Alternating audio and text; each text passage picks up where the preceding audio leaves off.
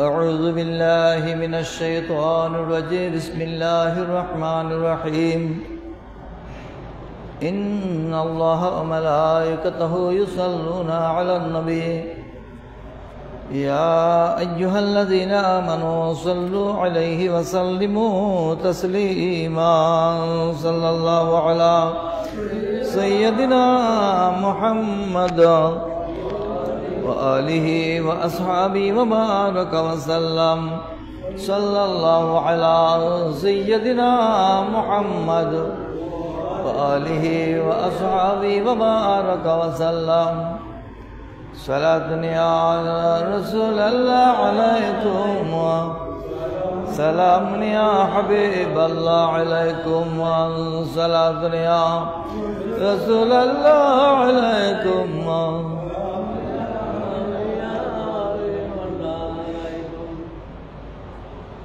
दिल पे गम ने पैर लगाया जख्म कारी या रसूल दर्द में अब हद से गुजरी बेकरारी या रसूल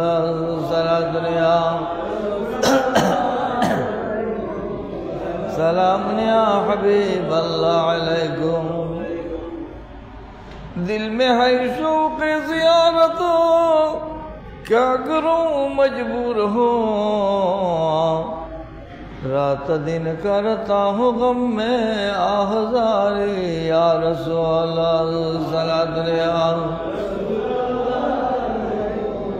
सलाम या हबीब अल्लाह अलैकुम काफ़िले हर साल जाते हैं मदीने की तरफ मेरी कब आएगी वहाँ जाने की बारी या रसूल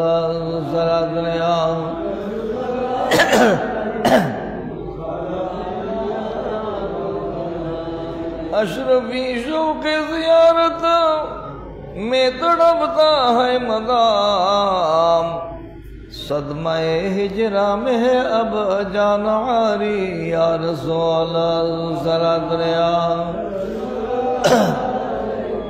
सलाम या हबीब अल्लाह अलैकुम बिस्मिल्लाहिर रहमानिर रहीम व इज़ा अरादा अल्लाहु बिक़ौमिन सुआ फला मरद्द लहु व मा लहुम मिन दूनिही मिन वाल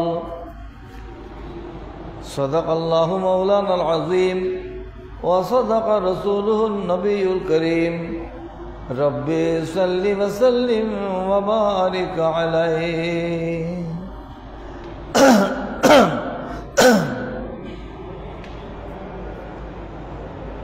अम्मा बादु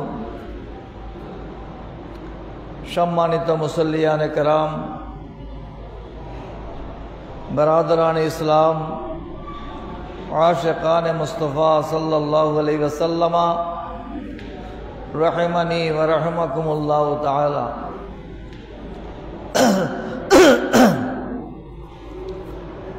अल्लाह पाक जल्ला शानुर अनंत फुरंत शुक्र जे हकमुल हाकिमीन रब्बुल इज़्ज़त आमादेरके शावाले मुअज़्ज़मेर चतुर्थ जुमा आदाय करार जन्य हाटाजारी उपजेलाधीन फतेहपुरस्थ हजरत हासिम आस्तान रहमतुल्लाह अलैहि माजार संलग्न फकीरा जामा मस्जिदे एसे उपस्थित हওয়ার तौफिक दिएছেন अल्हम्दुलिल्लाह।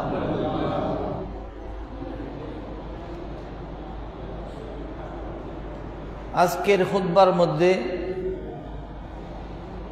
पवित्र कुरानेर एकटी आयते करिमा उल्लेख करा हयेछे जे आयतेर मध्य आल्लाह पाक जल्ला शानु इरशाद फरमाচ্ছেন যখন আল্লাহ কোনো জাতির জন্য অকল্যাণ চান কোনো জাতির জন্য আল্লাহ যখন অকল্যাণ চান সেটা কেউ রুখতে পারবে না, সেটা প্রতিরোধ করার ক্ষমতা কারো নেই। এবং এই জাতির জন্যে আল্লাহ ছাড়া আর কোনো মালিক নাই। যদিও আমরা নিজেদের মতো করে নিজেদের অবস্থানকে, নিজেদের অর্থকে, নিজেদের দলবলকে, নিজেদের ক্ষমতাকে সব কিছুর মালিক, সব কিছুর উৎস মনে করি, বাস্তবে তা নয়।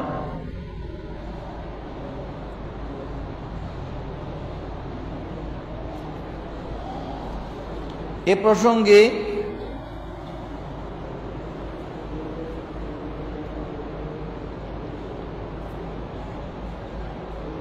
খুতবার মধ্যে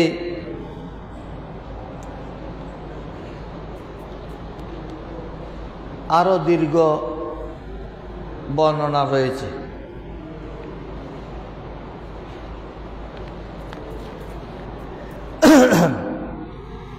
কেন আল্লাহ কোন জাতির জন্য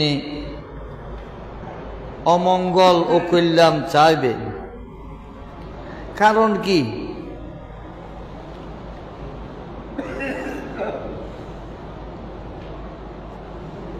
কারণ হলো আমরা তো গুনাহ করাকে, পাপাচারকে, অপরাধকে অহংকার হিসেবে ধরে নিয়েছি, লজ্জা হিসেবে নয়।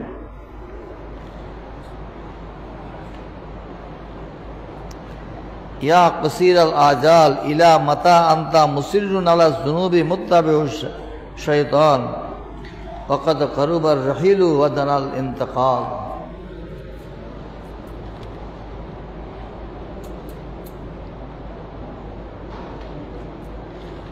হে স্বল্প সময়ের জন্য আগত মেহমান, আমরা দুনিয়াতে মেহমান হিসেবে এসেছি একেবারে স্বল্প সময়ের জন্য, অল্প সময়ের জন্য। কিন্তু আমার আকাঙ্ক্ষা, আমার অভিলাষ, আমার ইচ্ছা, আমার চাহিদা, এটা শেষ নাই।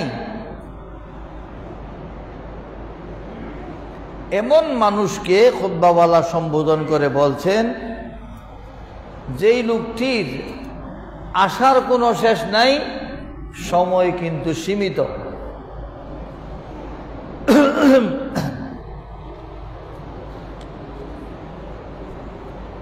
তাই বলে আমরা কি করছি? অপরাধ আর অপরাধ করছি, অপরাধ আর অপরাধ করছি, অপরাধের পর অপরাধ করছি।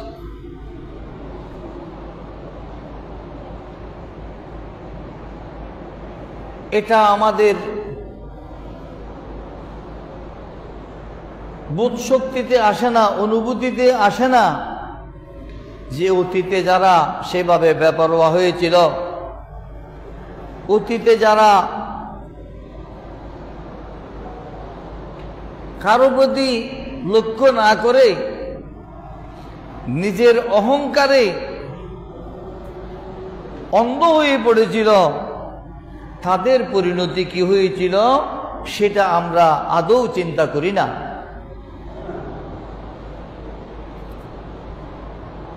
পূর্বের কথা বাদ দিলেও আমি অনেকবার বলেছি, 450 বছর ফেরাউন মিশর শাসন করেছে, শেষ পরিণতি ধ্বংস। নমরুজ ইবনে কানান পুরো দুনিয়া শাসন করেছিল, একটা মশার কাছে হার মেনে তার অপমৃত্যু হয়েছে। এইভাবে যুগে যুগে আল্লাহ পাক সুবহানাহু ওয়া তাআলা তার কুদরত দেখিয়ে দিয়েছেন। এই উম্মতের অবস্থাও যদি দেখি,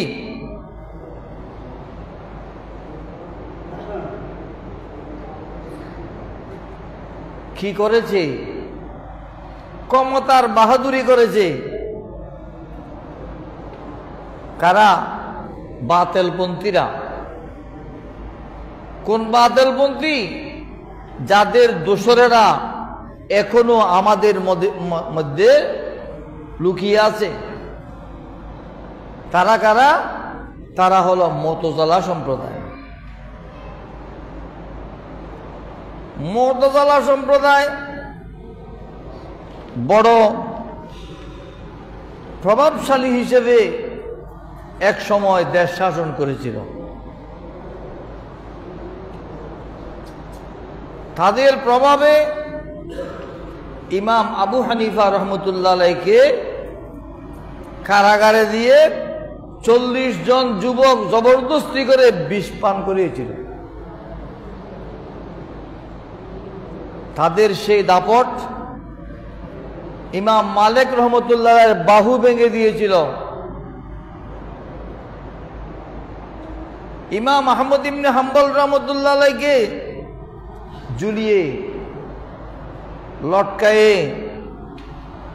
দোররা মেরেছিল, প্রহার করেছিল। দোররা মারতে মারতে তার ফায়জামার বন্ধন ছিঁড়ে গিয়েছিল। ইমাম আহমদ ইবনে হাম্বল রহমতুল্লাহ আলাইহি একটু আসমানের দিকে তাকিয়েছিলেন, বলেছিলেন, আল্লাহ, আমি যেই কারণে জুলুমের শিকার, যদি আমি সত্যের উপর আসি তাহলে আল্লাহ তুমি আমার ইজ্জত রক্ষা করো। গায়েব থেকে 2টি হাত এসে ইমাম আহমদ ইবনে হাম্বল রহমতুল্লাহ আলাইহির ফায়জামার বন্ধন বেঁধে দিয়েছিল। সুবহানাল্লাহ। আল্লাহর কুদরত এখনো আছে।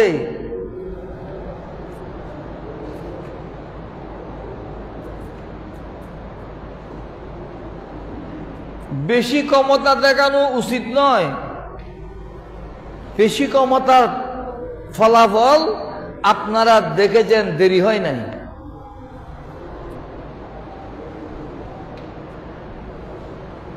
ব্যাখ্যা দেওয়ার অবকাশ নেই, প্রয়োজন নেই। এখন যারা অতিরিক্ত ক্ষমতা দেখাচ্ছে, তারা যেন ক্ষমতায় পৌঁছে গেছে, দেখবেন আল্লাহর ফজল করমে তাদের শেষ পরিণতি কি হয়। তাদের পূর্বসূরীরা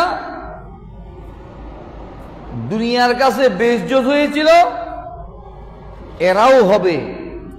কোন পথে হবে সেই পথ গোপন রয়েছে। সেটা কুদরতের মার, কুদরতের খেলা। কুদরতের খেলা বোঝা সেটা কঠিন জিনিস। 2005 সাল থেকে এই পর্যন্ত আমি বলে আসছি, কঠিন হাসর অপেক্ষা করছে। 2005 থেকে 2025 তিলে তিলে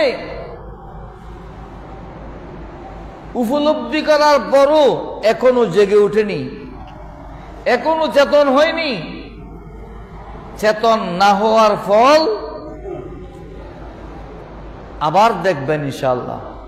আমিন বলেন না? আবার দেখবেন, আমিন বলেন।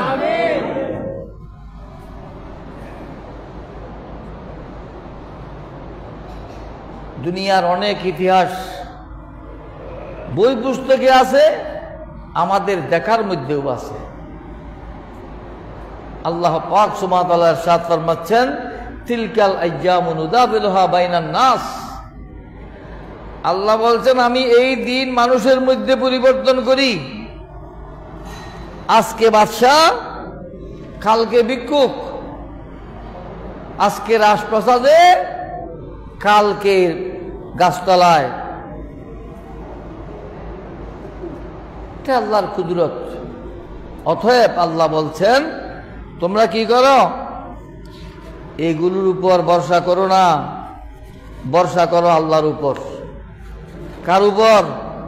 আল্লাহর উপর। ওমা লাহুম মিন দুনিহি মিন ওয়াল, আল্লাহ ছাড়া আর কোনো মালিক নাই। কোনো মালিক আপনাকে কোনো দিকে নিতে পারবেন না।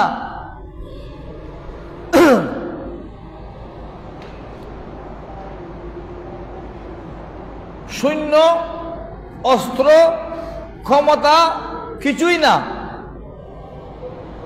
কোনো না কোনো কারণে কোন দিকে অবস্থার বাতাস কোন দিকে যাবে সেটা বোঝা মুশকিল। খন্দকের যুদ্ধের সময় পরিখা খনন করা হয়েছিল, বড় করে গর্ত খনন করা হয়েছিল, পিছনে পাহাড়। আপনারা যারা গিয়েছেন মদিনায়ে পাকে সবা মসজিদ, সবা মসজিদ যেখানে আছে সেটা হলো খন্দকের ময়দান। ছোট ছোট 7টা মসজিদ আছে, নিচে 6টা, উপরে একটা, মোট 7টা। উপরেরটা মানুষ উঠতে পারে না, এটা পাহাড়ের উপরে চূড়ায় ছিল মহিলাদের জন্য। আর নিচে 7টা, এক এক সেনাপতির এক একটা জায়গা, যেখানে আমার রসুল সাহাবা একরাম যে যেখানে ছিলেন সেখানে নামাজ পড়েছিলেন। এইগুলোকে বলা হয় সবা মসজিদ আর 7 মসজিদ। বর্তমানে 7 মসজিদকে একত্রিত করে একটা মসজিদ করা হয়েছে। হযরত সালমান ফারসি রাদিয়াল্লাহু আনহুর পরিকল্পনা, ইরানিরা অনেক প্রাচীন যোদ্ধা, রণকৌশলে তারা খুব পারদর্শী। হযরত সালমান ফারসি রাদিয়াল্লাহু আনহু ওনার বাড়ি ইরানে। উনি আমার রসুলকে পরামর্শ দিলেন, ইয়া রাসূলুল্লাহ, আমরা তো অল্প মানুষ, এরা বিশাল বাহিনী নিয়ে খাইবর থেকে এসেছে, বিভিন্ন এলাকা থেকে। এটা গজওয়ায়ে আহজাব বলা হতো।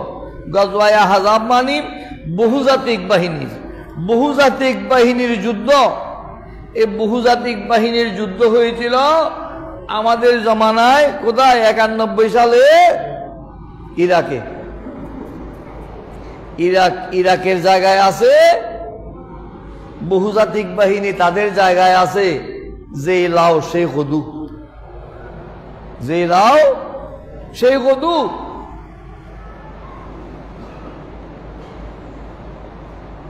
আমাদের দেশে বর্তমানে আমরা যেই চেতনা, যেই মনোবল, যেই উৎসাহ উদ্দীপনা নিয়ে বীরদর্পে চলছি, এই বীরদর্পে চলা এটা পবিত্র কোরআনের এই আয়াতের পরিপন্থী। আপনার সম্পদ আপনার শক্তি নয়, আপনার সৈন্য আপনার শক্তি নয়, আপনার অর্থ আপনার শক্তি নয়, আপনার ক্ষমতা আপনার শক্তি নয়। সব শক্তির উপরে মহান রব্বুল আলামিনের শক্তি। সুবহানাল্লাহ।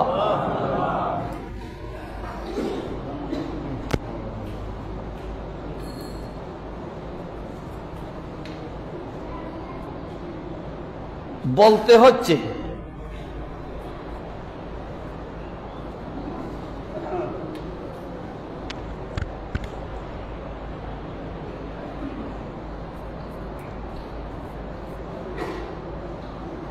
একবার বেশ কয়েক বছর আগে আমাদের হুজুরেরা ও দূরদর্শী অপরিপক্ক রাজনীতিবিদ রণকৌশল জানা সেটা সৈন্যদের জন্য পূর্ব শর্ত। যুদ্ধ করতে গেলে রণকৌশল সেটা একটা সম্বল, কিন্তু এটার মধ্যে সবচাইতে বড় সম্বল হলো আল্লাহর দয়া, আল্লাহর সাহায্য। লাকাদ নাসরাকুমুল্লাহু বিবদরিন ওয়া আনতুম আযিল্লা।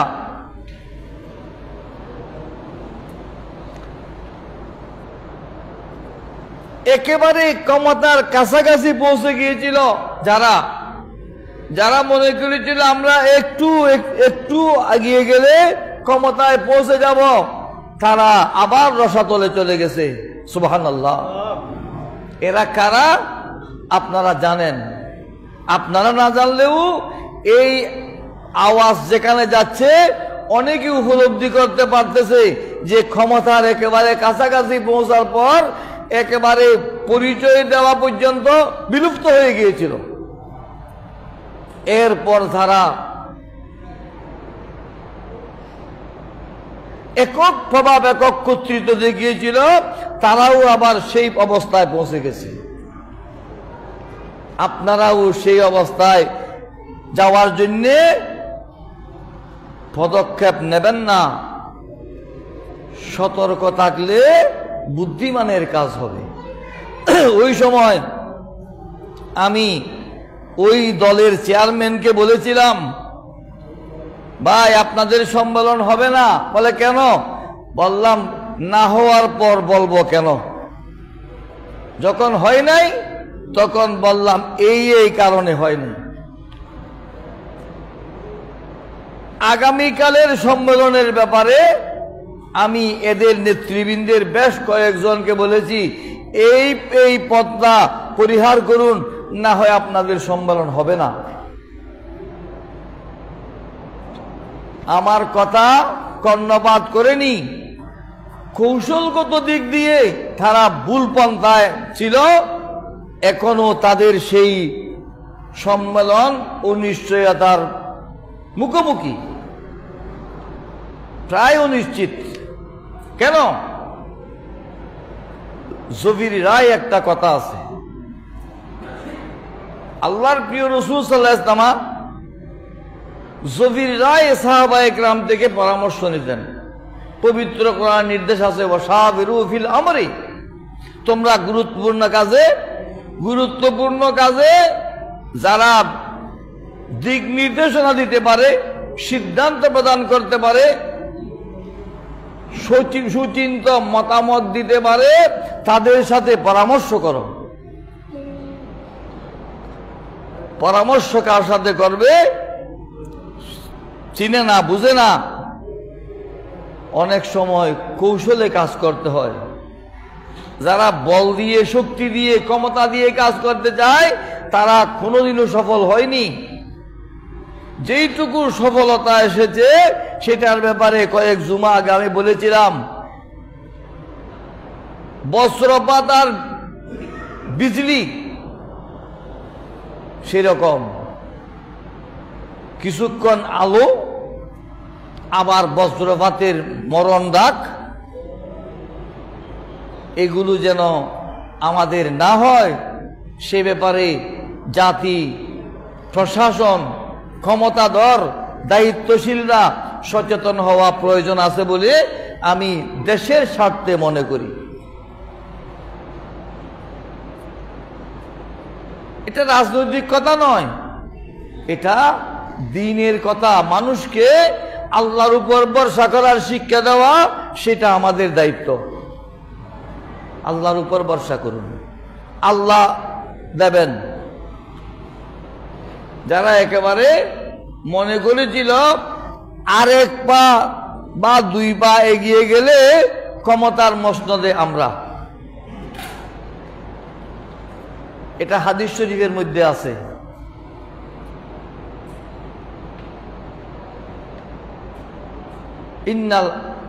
ইন্নার রাজুলা লা ইয়ামালু আমালা আহলিল জান্নাতি ফীমা ইউবদাউ লিন-নাস ওয়া হুয়া মিন আহলিন নার ওয়া ইন্নাল জান্নাতা লা ইয়ামালু আমালা আহলিন নার ফীমা ইউবদাউ লিন-নাস ওয়া হুয়া মিন আহলিল জান্নাহ।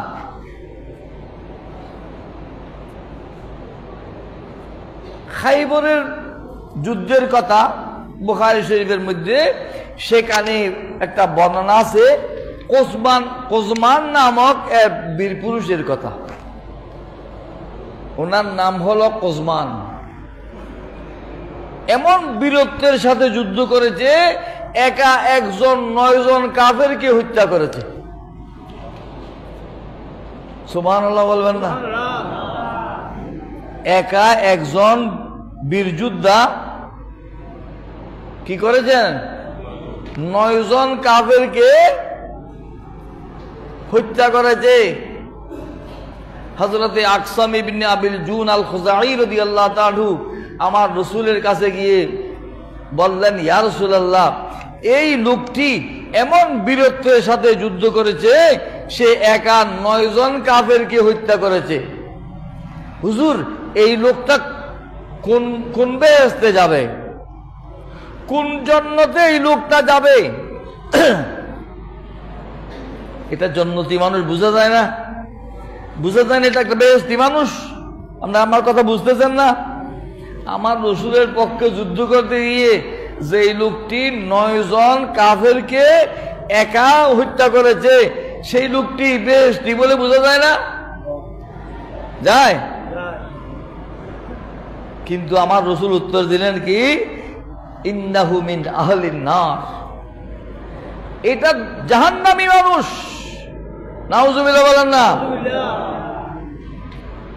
আপনারা যে চাকচক্য দেখতেছেন, যে পাগড়ি দেখতেছেন, যেই টুপি দেখতেছেন, যে ইসলামের দোহাই দেখতেছেন, যে জিহাদের হুঙ্কার দেখতেছেন, এই জিহাদ ইসলামের জিহাদ নয়।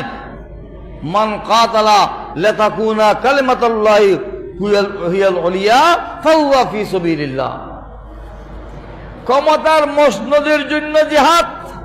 এই জিহাদে যাকে হত্যা করেছে সে খুনি, সেটা জিহাদ নয়। মান কাতালা লিতাকুনা কালিমাতুল্লাহি হিয়াল উলিয়া লিতাকুনা কালিমাতুল্লাহি হিয়াল উলিয়া ফাহুয়া ফি সাবিলিল্লাহ, একমাত্র আল্লাহর কালিমা বুলন্দ করার জন্য যে জিহাদ করবে সেই জিহাদের নাম জিহাদ। আমার রাসূল অন্য হাদিসের মধ্যে বলেছেন, আল জিহাদু লিইলাই কালিমাতিল্লাহ, আল জিহাদু হামিয়াতান, আল জিহাদু শুহরাতান। এক যুদ্ধ হয় নিজের বীরত্ব প্রকাশ করার জন্য, আমাকে মানুষ বীর বলবে, বাহাদুর বলবে, সফল কাম বলবে, নিজের সুনাম সুখিয়াতির জন্য যুদ্ধ করতেছে। সেই যুদ্ধে যে হত্যা করেছে সেটা খুনি, সেই খুনি জাহান্নামী।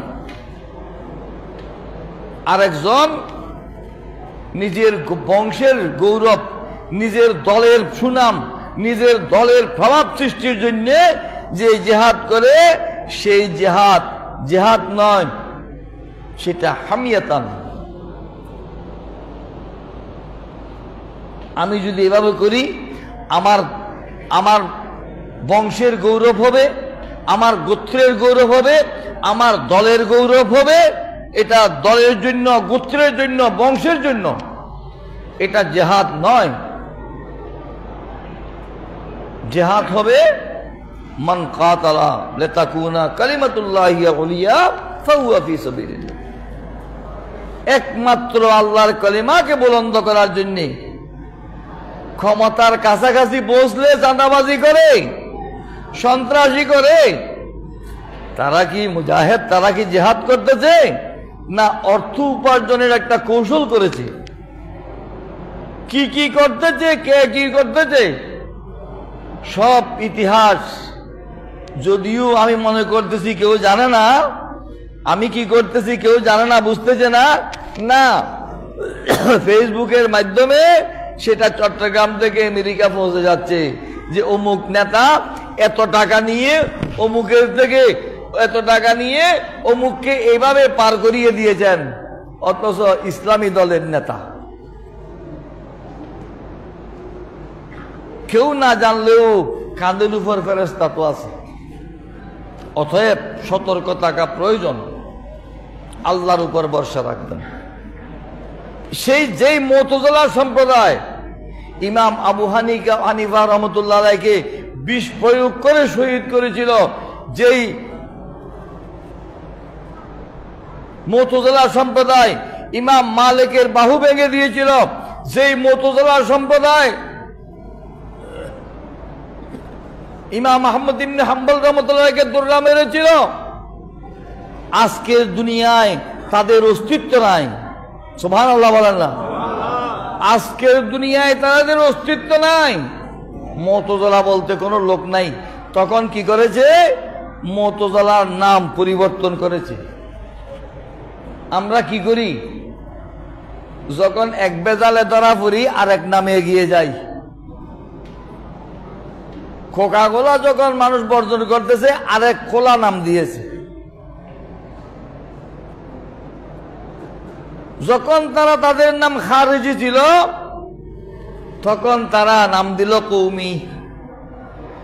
যখন কৌমির ব্যাপারে আলোচনা চলছে এখন তারা আরেক নাম, আরেক নামে আরেক নাম, আরেক নামে আরেক নাম। এইগুলো সব ছদ্মনাম, আসল নাম তারা মুতাজিলা। মুতাজিলার আকীদা তাদের মধ্যে আছে। মুতাজিলা সম্প্রদায়ের একটা আকীদা হলো যে কি আল্লাহ মিথ্যা বলার ক্ষমতা রাখেন। নাউজুবিল্লাহ বলেন না। আল্লাহ চাইলে মিথ্যা বলতে পারেন। নাউজুবিল্লাহ বলেন। সেই আকীদা এই ওয়াহাবিদের মধ্যে, কওমীদের মধ্যে, যারা কওমী, যারা হেফাজতি, যারা ইসলামী ঐক্যজোট, যারা খেলাফত মজলিস, এগুলো এক এক নামে আছে। সবগুলো গোড়া হলো কি মুতাজিলা। গোড়া কি মুতাজিলা। আরেক দল আছে যারা শফাআত মানে না, যারা শফাআত মানে না। কিয়ামতের দিন আমার রাসূল সুপারিশ করবেন, নবীগণ সুপারিশ করবেন, আল্লাহর ওলিগণ সুপারিশ করবেন, আলেমগণ সুপারিশ করবেন, এইগুলো বিশ্বাস করে না। বলে কি আমার আমল দিয়ে আমি পার হব। নাউজুবিল্লাহ বলেন। আমল দিয়ে পার হতে পারবেন না। আমার রাসূল তো 1400 বছর আগে বলে গিয়েছেন, ওয়ানা হামিলুল লিওয়াইল হামদি ইয়াউমাল কিয়ামাতি তাহতাহু আদামু ফামান দুনাহু ওয়ালা ফাকরা। কিয়ামতের ময়দানে আমি এক এমন ঝান্ডা উড্ডীন করব যেই পতাকা তলে, যে শামিয়ানা তলে আদম আলাইহিস সালাম থেকে ঈসা রুহুল্লাহ পর্যন্ত, কিয়ামত পর্যন্ত, সমস্ত নবী রাসূল পর্যন্ত, সমস্ত ঈমানদার পর্যন্ত এই শামিয়ানার তলে আশ্রয় নিতে হবে। সুবহানাল্লাহ। কিন্তু তারা বই লিখেছে, বইয়ের নাম কলেমায়ে তৈয়বা। বই লিখেছেন আব্দুল মান্নান তালিব। বইয়ের নাম কলেমায়ে তৈয়বা। বই লিখেছেন আব্দুল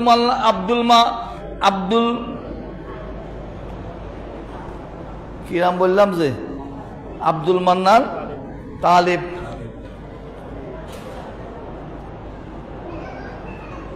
এইগুলো দিয়ে মানুষকে দলে বিরায়।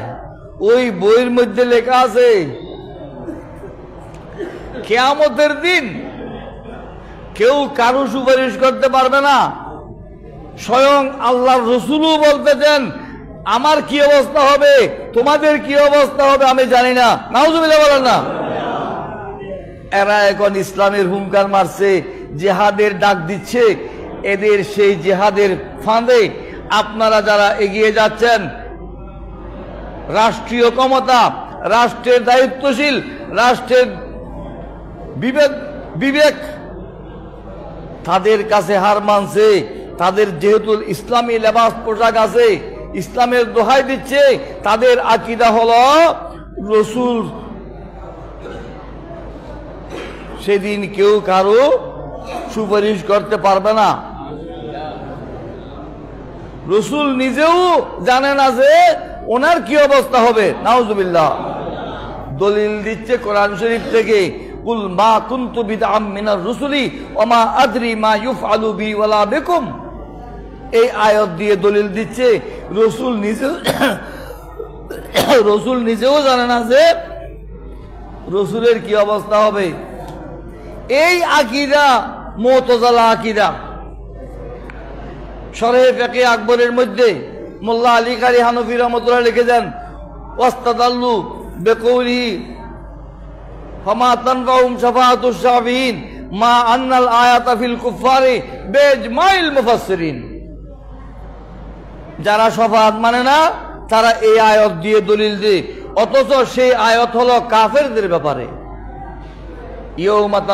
তারা দলিল দিচ্ছে ইয়াউমা লা তামলিকু নাফসুন লিনাফসিন শাইআ ওয়াল আমরু ইয়াউমাইযিন লিল্লাহ। এই কিয়ামতের দিন কেউ কারো উপকার করতে পারবে না, সেদিন একমাত্র আল্লাহর ক্ষমতা। এই আয়াতের তাফসীরের মধ্যে, তাফসীরে খাজানের মধ্যে লেখা হয়েছে, ইয়াউমা লা তামলিকু নাফসু কাফিরাতিন লিনাফসি কাফিরাতিন শাইয়্যাম মিনাল মুনফা। সেদিন কোন কাফেরের উপকার করতে পারবে না। যে আয়াত কাফেরের উপর, কাফেরের বিষয়ে নাযিল হয়েছে, সেই আয়াতকে মুসলমানদের ব্যাপারে বর্তাবে, এটা আমার রাসূল 1400 বছর আগে বলে গিয়েছেন। এটা কি করবে? এনতালাকু বিআয়াতিন নাযালাত ফিল কুফারি ফাজআলুহা আলাল মুমিনিন।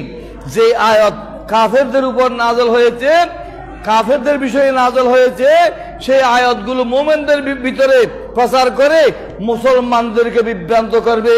সেই বাতিল দল, সেই বাতিল ফেরকা এই দেশে ইসলামী লেবাস নিয়ে, ইসলামের দোহাই নিয়ে আপনাদের সামনে, আমাদের সামনে আছে। মনে করছে ক্ষমতার কাছাকাছি পৌঁছে গেছি। আল্লাহর পক্ষ থেকে দেখবেন এমন এক অবস্থা সৃষ্টি হবে, তাদের জন্য ঘোড়ার ডিম হবে। আমিন বলেন না? ঘোড়ার ডিম, কিচ্ছু হবে না। কি হবে? কি হবে সেটা আল্লাহ গোপন রেখেছেন। কি হবে সেটা আল্লাহর কাছে কি গোপন রয়েছে। বেশি ক্ষমতার বাহাদুরি দেখানো, সেটাও ঠিক হবে না। আর আমাদের যারা আবেগ নিয়ে কৌশলবিহীন রাজনীতি করতে চায়, তারাও সফল হবে না। তারা সতর্ক হওয়া প্রয়োজন, ওরাও সতর্ক হওয়া প্রয়োজন।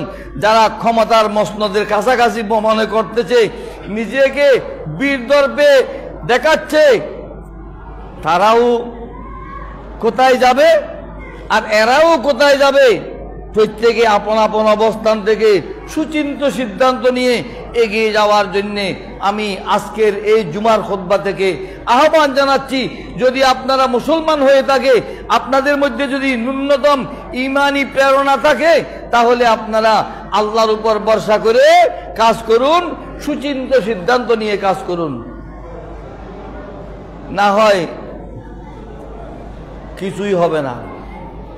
তবে আল্লাহর উপর যারা ভরসা রাখছে, যেসব আউলিয়া ইকরামের খানকা, যেসব বুজুর্গাদিনের মাজার, যেখানে কোনো উচ্ছৃঙ্খল বিশৃঙ্খল কিছুই নাই, তারা সব সময় বিজয়ী থাকবে। আলহামদুলিল্লাহ। ইরাকে অনেক বোম ফাটিয়েছে, গৌসে বাগদাদের মাজার অক্ষত আছে, ঠিক কিনা? আউলিয়া ইকরামের মাজার এখনো দাঁড়িয়ে আছে, ঠিক কিনা? এরা যারা এই ব্যাপারে ষড়যন্ত্র করছে, তারা আপন জায়গায় গিয়ে থেমে যাবে। সেই সময় আল্লাহ আমাদেরকে দেখার সুযোগ দান করুন। আমিন বলেন। বাহাদুরির কিছু নেই। আমাদের জন্য আল্লাহ ও কল্যাণ চাচ্ছেন। আমরা নীতিহারা হয়ে গেছি। আমার মুখে দাঁড়িয়ে আছে, মাথায় টুপি আছে, কপালে নামাজের দাগ আছে, কিন্তু আমার ভিতরে ঈমান শুদ্ধ নাই।